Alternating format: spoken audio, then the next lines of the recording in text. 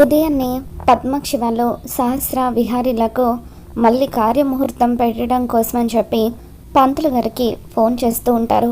ఇక అప్పుడు పంతులు గారు, అమ్మ నిన్న కార్యం చెడిపోయింది అంటున్నారు కాబట్టి మళ్ళీ ఈరోజు జరిపించవచ్చు, 8:30 దివ్యమైన ముహూర్తం ఉంది అని చెప్పి ఈరోజు ఎటువంటి ఆటంకం లేకుండా కార్యం జరిగినట్లయితే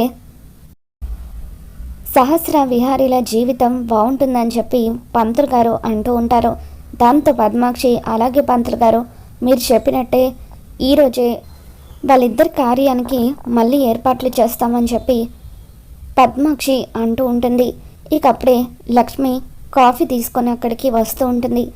అమ్మ కాఫీ అని చెప్పి లక్ష్మి పద్మాక్షికి కాఫీ ఇవ్వబోతూ ఉంటే అప్పుడు పద్మాక్షి, వసై రాత్రి మా అమ్మ నిన్ను ఇంట్లో నుండి బయటకు గెంటేసింది కదా, మళ్ళీ సిగ్గు లేకుండా ఏ మొహం పెట్టుకొని ఇంట్లోకి వచ్చావో, ఈరోజు మళ్ళీ పంతులు గారు వాళ్ళిద్దరి కార్యానికి ముహూర్తం పెట్టారు. నువ్వు కనుక ఇదే ఇంట్లో ఉంటే మళ్ళీ ఏదో ఒకటి చేసి వాళ్ళ సంతోషాన్ని చెడగొడతావు. ఎట్టి పరిస్థితుల్లోనూ నువ్వు ఇంట్లో ఉండడానికి వీల్లేదు, పదవి అంటూ పద్మాక్షి లక్ష్మిని బయటికి గెంటుతూ ఉంటుంది. ఇక అలా లక్ష్మిని లాక్కొచ్చి హాల్లోకి నెట్టి పడేయడంతో ఇంట్లో ఉన్న వాళ్ళందరూ కూడా హాల్లోకి వస్తారు. అప్పుడు విహారీ, అత్తయ్య ఏం చేస్తున్నారు, ఇప్పుడు లక్ష్మి ఏం తప్పు చేసిందని తనని గెంటేస్తున్నారని చెప్పి అంటూ ఉంటే, విహారీ ఇది ఈ ఇంట్లో ఉన్న దగ్గర నుండి ఏదో ఒక తప్పు చేస్తూనే ఉంటుంది, అందుకే దీన్ని బయటకు వెళ్ళగొట్టాలని అనుకుంటున్నాను. ఈరోజు పంతులు గారు ముహూర్తం బాగుందని చెప్పారు కాబట్టి నీకు సహస్రకి నిన్న ఆగిపోయిన కార్యం ఈరోజు జరుగుతుంది. మీ ఇద్దరి కార్యం ఎటువంటి ఆటంకం లేకుండా జరగాలంటే ఇది ఇంట్లో ఉండకూడదు, ఈ శనిదాన్ని అందుకే బయటకు గెంటేస్తున్నాను అని చెప్పి పద్మాక్షి అంటూ ఉంటుంది. ఇక అంబిక లోపల ఎంతగానో ఆనందపడిపోతూ ఉంటుంది. అమ్మ మంచి నిర్ణయం తీసుకుందని చెప్పి సహస్ర కూడా పొంగిపోతూ ఉంటుంది. వదిన మీరు తప్పుగా అర్థం చేసుకుంటున్నారు, మొన్న సహస్ర విహారీల కార్యానికి అన్ని ఏర్పాట్లు కూడా లక్ష్మియే దగ్గరుండి చూసుకుంది, అటువంటి లక్ష్మి ఎందుకు వాళ్ళ సంతోషాన్ని చెడగొట్టాలని చూస్తుందని చెప్పి యమున అంటూ ఉంటే, చూడు యమున నువ్వు మధ్యలో అడ్డు రావద్దు, దీనికి సపోర్ట్ చేయొద్దు, ఎట్టి పరిస్థితుల్లోనూ ఇది ఇంట్లో ఉండడానికి వీల్లేదు అని చెప్పి పద్మాక్షి అంటూ ఉంటుంది. ఇక అలా లక్ష్మి బ్యాగ్ తీసుకొచ్చి విసిరేయడంతో అప్పుడు విహారీ, అవును లక్ష్మి నువ్వు ఇక్కడ ఉండకూడదు, వెళ్ళి లక్ష్మి అంటూ విహారీ లక్ష్మి చేతికి బ్యాగ్ ఇస్తూ ఉంటాడు. దాంతో విహారీ మాటలకు లక్ష్మి ఒక్కసారిగా షాక్ అవుతూ ఉంటుంది. సహస్ర కూడా షాకింగ్గా చూస్తూ లోపల ఇదేంటి బావ దానికి బ్యాగ్ ఇచ్చి వెళ్ళిపోమ్మంటున్నాడు అంటే, ఒకవేళ నిజంగానే బావ మనసు మారిపోయి ఉంటుందా, లేదంటే బావ ఏదైనా ప్లాన్లో ఉండుంటాడా అని చెప్పి సహస్ర అనుకుంటుంది. ఇన్ని రోజులు దీనికి విహారీ సపోర్ట్ ఉందని అనుకున్నాను, ఇప్పుడు విహారీ అంతటా విహారీయే ఇంట్లో నుండి వెళ్ళిపోమంటున్నాడు, ఇప్పుడు తన సపోర్ట్ కూడా ఈ లక్ష్మికి లేదు, కాబట్టి ఇది బయటకు వెళ్ళిపోగానే దీన్ని చంపేస్తే ఇంకెప్పటికీ ఇంటి గడప దొక్కదు అని చెప్పి అంబిక అనుకుంటుంది. ఇక అలా విహారీ తన చేతికి బ్యాగ్ ఇచ్చి వెళ్ళిపోమ్మని చెప్పడంతో లక్ష్మి అలా బ్యాగ్ తీసుకొని ఎంతో బాధగా అక్కడి నుండి వెళ్ళిపోతూ ఉంటుంది. యమున విహారీతో, రే విహారీ ఏం చేస్తున్నారా, పాపం లక్ష్మిని అంత సడన్గా గెంటేస్తే తను ఎక్కడికని వెళ్తుంది, వద్దని చెప్పురా, ఆపురా, అమ్మ లక్ష్మి నువ్వు ఎక్కడికి వెళ్ళొద్దమ్మా అని చెప్పి యమున ఆపడానికి ప్రయత్నిస్తూ ఉంటే అప్పుడు పద్మాక్షి యమున మీద మండిపడుతూ, ఏ యమున ఇప్పుడు కనుక నువ్వు ఆ లక్ష్మిని ఆపాలని ప్రయత్నిస్తే తనతో పాటు నువ్వు కూడా ఇంటి నుండి వెళ్ళిపోవాల్సి వస్తుంది అని చెప్పి అంటూ ఉంటుంది. దాంతో యమున కూడా ఏమి చేయలేక అలా లక్ష్మిని చూస్తూ ఉండిపోతుంది. వస్తా పండు కూడా ఎంతో బాధగా చూస్తూ ఉంటారు. వస్తా లక్ష్మి వైపు బాధగా చూస్తూ, అమ్మ లక్ష్మి నీ భర్త కోసం ఈ ఇంట్లో ఇన్ని అవమానాలు భరించావు, ఇక మీదటైనా ఎక్కడికైనా వెళ్ళిపోయి హాయిగా ఉండు, ఆ భగవంతుడు నీ రాత ఏ విధంగా రాశాడో అని చెప్పి అనుకుంటుంది. లక్ష్మి వెళ్ళిపోతూ ఉంటే విహారీ కూడా లోపల బాధపడుతూ ఉంటాడు. సారీ లక్ష్మి, నన్ను క్షమించు, నీ క్షేమం కోసమే నేను ఈ పని చేశాను అని చెప్పి అనుకుంటూ ఉంటాడు. లక్ష్మి ఏడుస్తూ బ్యాగ్ తీసుకొని రోడ్డు మీద నడుస్తూ వెళ్తూ ఉంటుంది.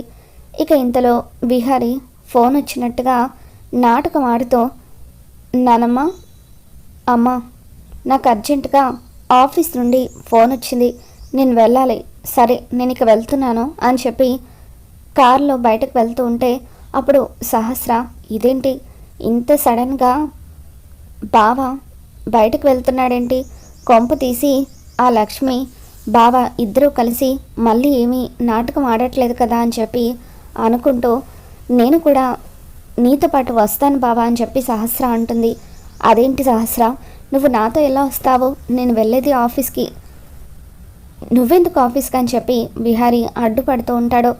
ఇక దాంతో యమున కూడా, అమ్మ సహస్ర, నువ్వు దేవుడి దగ్గర దీపం పెట్టాలి పదమ్మా అని చెప్పి అంటూ ఉంటే, అవునే, ఈరోజు నువ్వు దేవుడి దగ్గర దీపం పెట్టలేదు కదా, ముందు ఆ సంగతి చూద్దు కానీ ఆఫీస్కి విహారీ వెళ్ళొస్తాడులే అని చెప్పి కాదంబరి అనడంతో, అయ్యో అమ్మమ్మ, వాళ్ళిద్దరూ కలిసి మళ్ళీ ఏం ప్లాన్ చేస్తున్నారా అని చెప్పి నేను టెన్షన్తో చచ్చిపోతూ ఉంటే మీరేమో నన్ను వెళ్ళనివ్వకుండా ఆపడానికి ఏదేదో చెప్తున్నారు అని చెప్పి సహస్ర అనుకుంటుంది.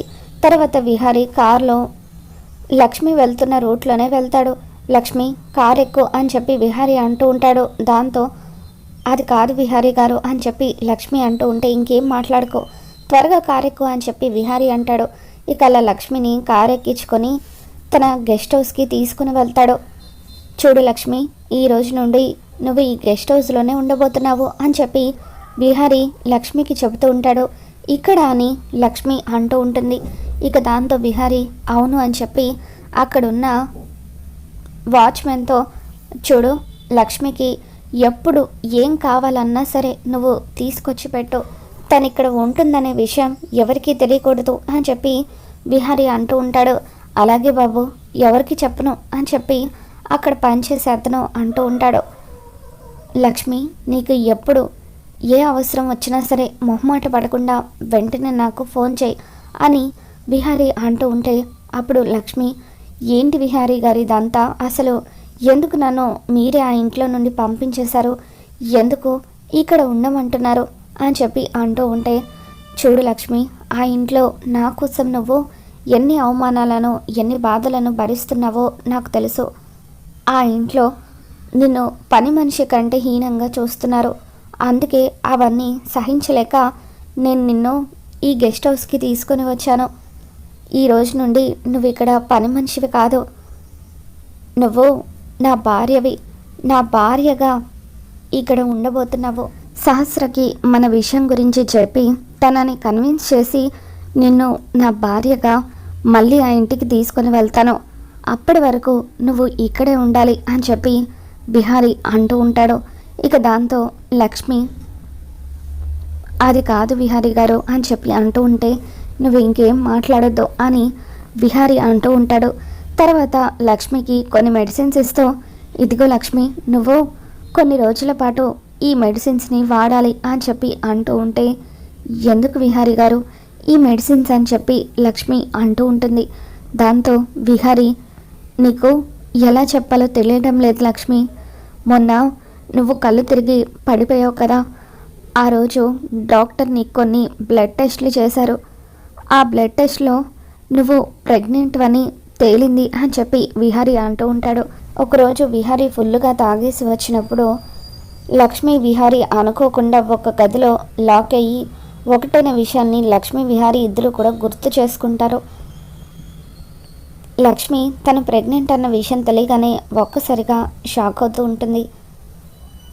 ఉదయాన్నే డాక్టర్ నాకు ఫోన్ చేసి ఈ విషయం చెప్పారు, అందుకే ఇప్పుడు నువ్వు ఆ ఇంట్లో ఉండడం వల్ల నీతో పాటు మన బిడ్డ కూడా ఇబ్బంది పడుతుంది, అందుకే నిన్ను ఇక్కడికి తీసుకువచ్చేసాను, ఇక్కడ నువ్వు మహారాణిలాగా ఉండొచ్చు, ఎవరు కూడా నిన్ను ఎటువంటి ఇబ్బంది పెట్టరు, డాక్టర్ అప్పుడప్పుడు వచ్చి నీకు ట్రీట్మెంట్ చేస్తూ ఉంటుంది అని చెప్పి విహారీ లక్ష్మికి చెబుతూ ఉంటాడు. చూడు లక్ష్మి, ఇప్పుడు నేను సహస్రాకి నిజం చెప్పకపోతే అన్యాయం జరిగేది కేవలం నీ ఒక్కదానికి మాత్రమే కాదు, మన బిడ్డకి కూడా. ఎప్పుడైతే నువ్వు ప్రెగ్నెంట్ అని తెలిసిందో ఆ క్షణమే నిర్ణయించుకున్నాను. ఇప్పుడు నేను నీకు అన్యాయం చేస్తే ఇద్దరికి అన్యాయం జరుగుతుంది. అదే సహస్రకు నిజం చెప్పేస్తే మనం ఇక ఎటువంటి ఇబ్బంది పడాల్సిన అవసరం లేదు. సహస్ర అర్థం చేసుకునే విధంగా నేను తనకి నచ్చ చెప్తాను అని చెప్పి విహారీ లక్ష్మికి చెప్పి జాగ్రత్త లక్ష్మి అంటూ అక్కడి నుండి వెళ్ళిపోతాడు.